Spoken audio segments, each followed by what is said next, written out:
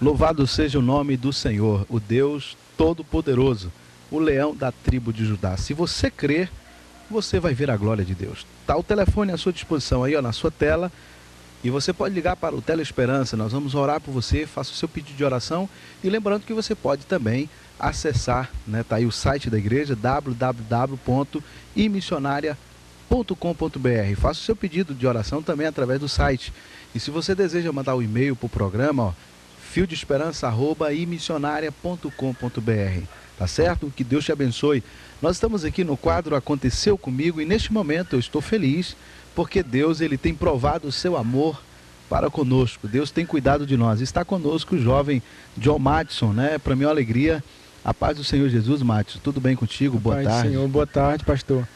Eu queria primeiramente agradecer, né, pela oportunidade de estar aqui no seu programa. Mais uma bênção que está acontecendo na minha vida, eu poder contar aqui, né, na televisão, poder contar o que Deus fez na minha vida. Graças a Deus. E para nós também é um prazer, Matos, ter você, porque eu sou prova disso, do que Deus tem feito na sua vida. Mas olha, tem muitos jovens, além de pai, mãe, que estão nos assistindo, tem muitos jovens também na cidade. Santa Inês é uma cidade que tem muitos jovens e precisam esses jovens refazer a sua vida. E eu quero perguntar então, quem era o Matson? Quem era esse jovem que é inteligente, que é capacitado, que pode fazer muito para o reino de Deus, mas que viveu parte da vida distante de Deus? Então, quem era o John Matson? É verdade, pastor. Eu vivi parte da minha vida realmente muito distante de Deus. Eu era um jovem, né, que morei aqui em Santa Inês, depois fui embora para São Luís. E assim, aqui eu tive muitos amigos, né, saía muito. Eu era um jovem que vivia em festas, como muitos jovens vivem. Eu vivia de festa em festa. Eu achava que as festas, que aquilo que era viver, é você estar em festa, nas baladas, na curtição. Eu achava que isso era viver. E eu era uma pessoa que me preocupava muito com o que as pessoas pensavam ao meu respeito. Eu era uma pessoa que o meu dinheiro era só para roupa, para festa, para bebida, para mulher. Eu achava que isso era curtição, aquilo para mim era ótimo. Eu achava que Deus não ia me castigar só porque eu estava bebendo, porque eu estava, sabe, nas festas. Eu achava que isso era normal, que viver era isso. Eu achava que a vida era isso. E hoje eu tenho noção que viver não é isso, que isso não é viver. Eu era uma pessoa que eu me preocupava tanto com o que as pessoas iam, que quando eu chegava na festa, às vezes eu não estava com vontade de beber, mas eu não queria que ninguém me visse sentar com uma latinha de cerveja na mão. Às vezes a cerveja ficava quente e às vezes eu jogava fora e comprava outra só para estar com aquilo na mão. Hoje eu me preocupo com o que Deus pensa de mim. É interessante como Deus transforma a vida da gente, transforma realmente a mente da gente. Eu era um jovem que eu gostava muito de carnaval fora de época. Eu viajava, ia para São Luís, às vezes faltava no serviço, ia para São Luís. Gostava muito de carnaval fora de época e comprava abadá. O Marafolia é um evento que tinha no mês de outubro, que era só em outubro. E eu pegava no mês de maio, quando começava o primeiro lote, eu já pegava e já comprava o abadá. Às vezes eu endividado, mas eu queria estar naquele evento e eu sem poder, mas eu queria estar e fazia de tudo. E comprava o abadá antes parcelado e ficava o ano todo pagando para brincar 3 dias de carnaval. Que na verdade não traz felicidade, né? É verdade. Que no final de tudo você percebia que existia ainda continuava o vazio, né? Exatamente, pastor. E foi quando eu comecei a perceber isso que eu comecei a me achegar a Deus. Eu saía para os lugares e eu comecei a sentir um vazio. Eu chegava nos lugares, eu olhava aquelas pessoas e eu dizia, meu Deus, mas eu sempre saio aqui e encontro as mesmas pessoas, as mesmas coisas. E eu comecei a sentir esse vazio e comecei senti um pouco de falta de Deus. Eu comecei a pedir, Senhor, eu quero sair desse mundo, mas eu não consigo sair das festas. Faça alguma coisa por mim. Eu comecei a pedir isso a Deus, mas continuava saindo e eu não conseguia sair. Interessante, Matos, que a coisa era tão forte que você chegou a ser, então, dominado por aquela situação. Você ficou escravo daquilo, né? Com certeza. E aí, então, como surgiu o fio de esperança na sua vida? Como aconteceu aquele momento que você abriu o coração para Jesus e começou então a ter experiência com Ele? Foi assim, pastor, como eu falei, quando eu comecei a sair, que eu comecei a pedir para Deus que Ele mudasse a minha vida, eu comecei a sentir falta de Deus e eu dizia, Senhor, eu tenho vontade, mas eu não consigo. Faça algo na minha vida, eu tenho vontade de ser crente, mas só que eu não consigo. Eu tenho vergonha dos meus amigos me olharem com a Bíblia, eu tenho vergonha das pessoas não me verem mais nas festas. E aí eu comecei a pedir isso para Deus, né? E foi quando também eu vi que a minha idade estava chegando, eu precisava estudar. Eu tinha terminado meus estudos em 99, passei 7 anos no mundo sem estudar, só em festa. O meu dinheiro era só para festa, não estudava. E foi quando eu fui embora para São Luís. E fui para São Luís para estudar e acabei ficando só trabalhando. Trabalhei numa empresa 2 anos, uma empresa grande, onde eu poderia ter estudado, feito cursinho. Ter aproveitado, né? Ter aproveitado.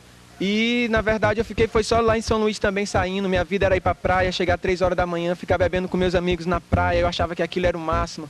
Chegar na praia, levantar o som do carro dos meus amigos e a gente ficar até de manhã bebendo, entendeu? Eu achava que isso era vida. E foi quando eu vi, lá não deu nada para mim, eu tive que voltar. E Deus colocou pessoas na minha vida para estarem falando de Deus para mim, né? Tanto é que quando eu trabalhava em São Luís, já tinha o meu chefe de setor, era uma pessoa que era evangélico, orava muito pela minha vida e dizia que Deus tinha um propósito na minha vida. Amém. E eu não acreditava. E quando eu vim para Santa Inês, eu vim exatamente trabalhar com uma pessoa novamente evangélica. E interessante que Deus me colocava só no caminho de pessoas evangélicas e eles falavam muito de Deus para mim. E um dia eu cheguei numa locadora aqui em Santa Inês e loquei um DVD evangélico. Um DVD cujo tema era o Poder da Decisão, do pastor Silas Malafaia. Eu nunca tinha assistido um DVD de pregação. E aí eu comecei a assistir esse DVD, entrei no meu quarto, não falei para ninguém que eu tinha locado esse DVD, me tranquei, comecei a assistir. E Deus falou muito comigo, porque quando Deus colocou essa pessoa na minha vida que falava de Jesus para mim, ela me levava para a igreja, e eu ia muito para a igreja com essa pessoa. E ela dizia: Madison, mas você é uma pessoa de coração tão duro, você vem para a igreja todo final de semana. Eu comecei a frequentar a igreja com ela falando de Jesus para mim, mas eu não me convertia. Eu dizia: não, Deus vai fazer algo quando for para eu me converter, Deus vai agir, eu vou me converter. E eu ia tanto e não me convertia. Até que um dia eu dizia que eu só ia quando eu sentisse um frio na minha barriga. Como as pessoas falavam que eu só vou me converter quando eu sentir o frio na barriga, como Jesus me levar. E sendo que para se converter não é frio na barriga que vai converter você, porque quem converte realmente é Jesus e você tem que dar lugar para ele agir. E foi quando eu assisti esse DVD, e nesse DVD, O Poder da Decisão, ele falou exatamente o que eu sempre questionava, que era quando eu sentisse o frio na barriga. E esse pastor, ele falando assim, ele disse para mim, ele disse assim: você que está aí na sua casa assistindo esse DVD, que nunca tomou uma decisão, que espera sentir um frio na sua barriga, Amém. Você tem que tomar uma decisão. Porque para aceitar Jesus, você não precisa de frio na barriga, você precisa de uma decisão. E a decisão vem na mente, você tem que saber o que você vai ganhar com isso e o que você vai perder. E no momento que ele falou aquilo, eu chorei tanto como eu nunca tinha chorado na minha vida, porque eu achava que, eu vi que realmente Deus falou comigo, que eu estava precisando ouvir era aquilo, que eu estava precisando fazer na minha vida era tomar uma decisão. E foi quando, nesse dia, chorando muito, eu tentava parar de chorar e não conseguia. Foi quando eu fui para a igreja me converter. Isso foi num sábado. Tanto é que eu cheguei na igreja, não fizeram o apelo. Foi um sábado. Quando foi no dia seguinte, eu queria tanto que chegasse aquele dia, porque aquela decisão que eu estava com medo de sair de mim. E foi quando eu fui, entreguei minha vida ao Senhor. E hoje, graças a Deus, Deus tem transformado a minha vida. Hoje, realmente, eu estou vivendo momentos de muita alegria na minha vida. Muita coisa boa está acontecendo comigo. Quantos anos, então, na presença desse Deus? Já tem 1 ano e meio? Já está com 1 ano e meio que eu estou, né? Está com 1 ano e meio. E assim, tudo está acontecendo na minha vida muito rápido. Quando eu entrei na igreja, sabe, Deus agiu muito rápido. Eu encontrei, hoje eu tenho verdadeiros amigos, eu fui muito bem acolhido. Eu achava que ser crente era uma coisa ruim. E hoje eu vejo que verdadeira alegria eu tenho dentro da igreja. Hoje eu tenho a maior satisfação de poder estar num culto, de não faltar em nenhum, de estar dançando, de estar adorando ao Senhor. Eu sei que hoje está sendo muito melhor louvar o Senhor na presença dEle. Graças a Deus. E aí você fala que quando você foi cercado pelo inimigo, você foi tomado exatamente sendo escravo do inimigo, porque a bebida, a curtição, os prazeres da vida, né? Os prazeres da carne. E aí ao ponto de o próprio Deus criar situações para poder te livrar, te resgatar. E hoje uma pessoa tão abençoada, uma pessoa que quem olha para você não imagina hoje que você era o jovem que você está dizendo que era, né? Então assim, depois daquele acontecimento, daquele DVD que você assistiu, deu para você entender que para se converter é preciso primeiro se convencer. Com certeza, é preciso tomar uma decisão. E é uma coisa também que você tem que abrir o seu coração, porque Deus começou a agir na minha vida no momento que eu vi que tudo estava ruim e que eu pedi para Ele, Senhor, cria uma situação, e Ele criou essa situação na minha vida. Porque eu lembrei, quando eu me converti, Deus faz com que a gente se lembre o que você pediu a Ele. E eu lembrava que eu pedia muito isso, Senhor, eu quero, mas eu não consigo. Se você pedir, você que está em casa, se você pedir, peça, porque Deus age. E assim, pastor, uma coisa que eu quero dizer para os jovens, a Bíblia fala em João 3,3, que aquele que não nascer de novo, não verás o reino de Deus. E eu creio que agora eu nasci de novo, eu achava que eu tinha um Deus. E é quando você nasce de novo, quando você aceita o Senhor, que é o seu nascimento. E agora eu estou crescendo na presença do Senhor. Agora está com 1 ano e 6 meses. Amém. 1 ano e 6 meses. Graças a Deus. Então, você que está em casa nos assistindo, que coisa maravilhosa. Primeiro, você às vezes diz assim, mas eu não estou sentindo nada, eu tenho que ir para a igreja, eu preciso encontrar, mas eu tenho que sentir. Não tem que sentir. No mundo de Deus, primeiro a gente tem que ser para depois ter. No mundo secular que as pessoas têm que ter para ser. Mas é primeiro você, para se converter, é preciso primeiro você se convencer. Então entrega o teu caminho para o Senhor, abre o teu coração. Esse jovem que está dando seu testemunho, o Mátio, que viveu parte da sua vida distante de Deus e hoje entende que nasceu de novo porque abriu o coração para Jesus, tomou uma decisão. Então faça você também, jovem. E esse momento muito especial, eu quero te agradecer, Mátio.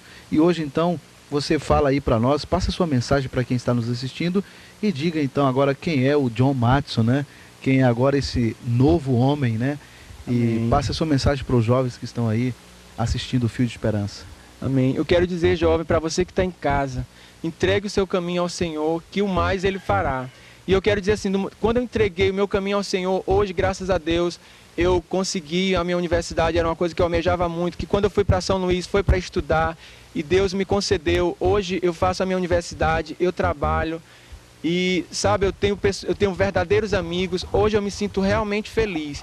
Então, se você quer isso na sua vida, entregue o seu caminho ao Senhor, porque Ele é fiel, mas Ele quer que você reconheça Ele como Senhor e Salvador da sua vida. Graças a Deus. Então, Mátio, muito obrigado, que Deus te abençoe, que você possa então estar cada dia diante desse Deus, sendo abençoado, abençoando outros jovens, abençoando a sua casa, e espero ter você de volta no Fio de Esperança para contar mais bênçãos, Hoje você feliz, sorridente, feliz na presença do Senhor. Amém. Tranquilo, calmo, Amém. Sereno, Abençoado por Deus.